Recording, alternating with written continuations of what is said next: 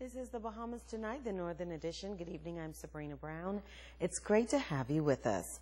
Topping the news tonight, today the unsung heroes in the education and law enforcement professions were honored at the 14th Annual Recognition of Retirees Appreciation Luncheon. The minister responsible for the public service was on island this afternoon as 10 outstanding honorees were celebrated. Megan Shepard reports. They have taught the nation's children, protected its citizens, and have given exemplary service to the country. And this Friday, 10 persons were honored for more than 25 years of dedicated service to the public service.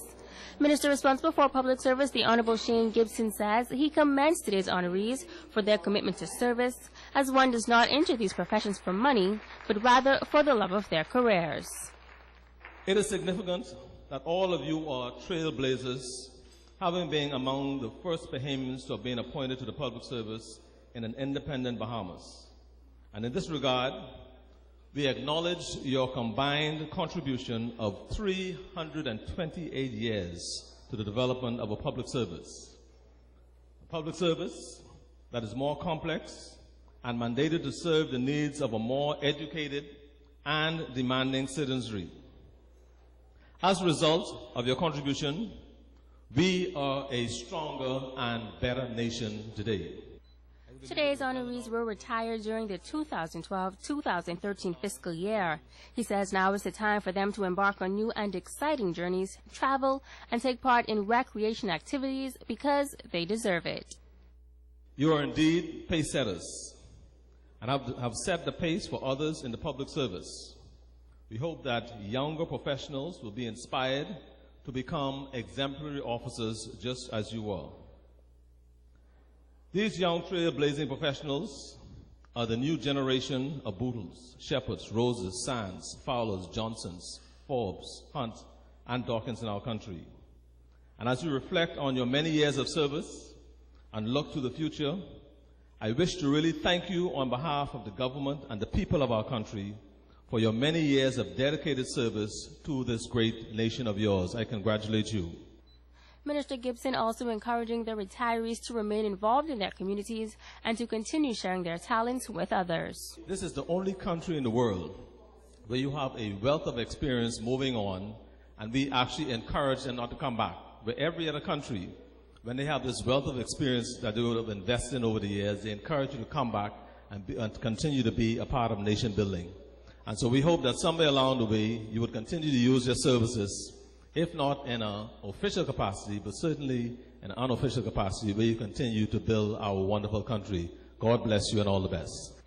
Today's longest-serving retirees have been in the public service sector for 40 years.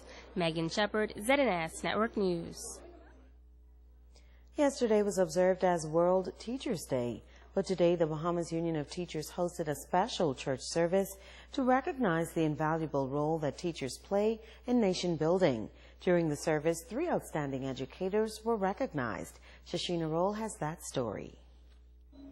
Tears of joy were shed throughout the program as 3 legendary teachers were recognized for their outstanding contributions in education. Regarded as one of the largest personalities in the Grand Bahama District, Patsina Smith was recognized for her efforts in education as well as being the first in the district to be named Shop Steward Emeritus. Deputy Director of Education Sandra Edgecombe says events like these showcase the significance of the most noble profession.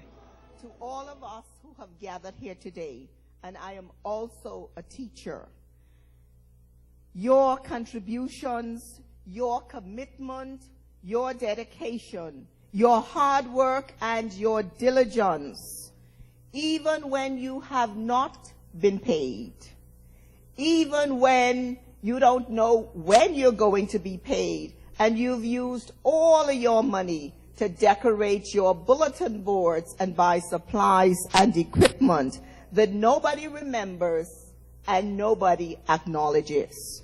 We call it out this morning as it is. We thank you for all of the things that you do. The family of the late Errol Bodie was also on hand as his legacy was honored during the special service. Tributes by Avril Mortimer and Laverne Duncombe highlighted Bodie as a legendary educator and a unionist. Area Vice President Quentin LaRota says Grand Bahama is the only island in the country to honor teachers in such a way today. Too much times we don't recognize our awesome contribution, how we impact lives years down the road. Teachers truly control, influence, and assist a country in its development. Unable to attend the service due to illness, Clarence Jones was also recognized for his invaluable contributions to the growth and development of education. Driving home the point that teachers are heroes, pastor of Calvary Temple Church Robert Lockhart says the world will forever be indebted to educators. You are our heroes because every doctor and every lawyer and every dentist and every pastor and every bank manager and every police officer and every custom officer and every engineer and every computer technician, every one of us are indebted to you because it's you that have given us what we need to become what we want to become.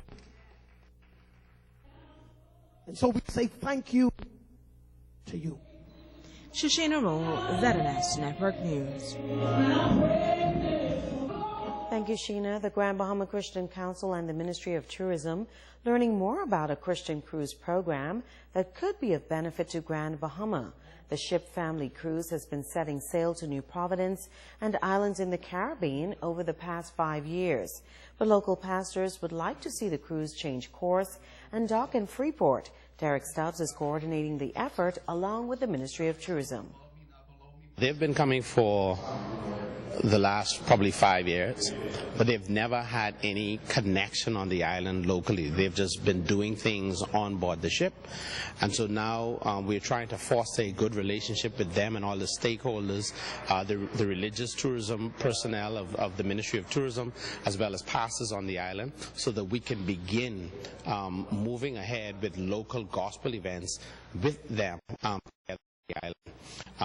They've been doing cruises, but they also want to move in the area of just doing crusades. He has some plans for Grand Bahama, and this is the whole purpose of us meeting today.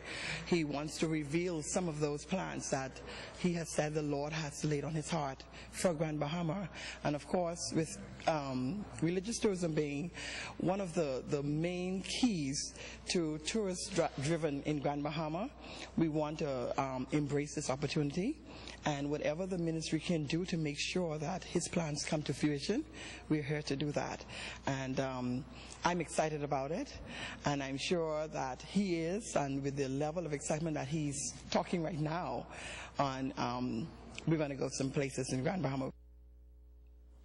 Pastor Arnie Ship, the coordinator behind the Ship Family Cruise, says it is a vision from God and he will work toward the success of the cruise program. God has really opened up a lot of doors for us to be able to come together and show the Bohemians that we're here together to form a unity. It's not about one person. It's not about who I am. It's not about who you are, but it's who we are together. And God gave me a slogan: teamwork makes the dream work in the Bahamas. And without that teamwork, that dream can't happen. So within that, as we're meeting right now with all these pastors and bishops, as you can hear, they're getting cranked up in there. That's what we're about. We're about bringing revival to the waters. Stay with us. The Northern Edition is coming right back.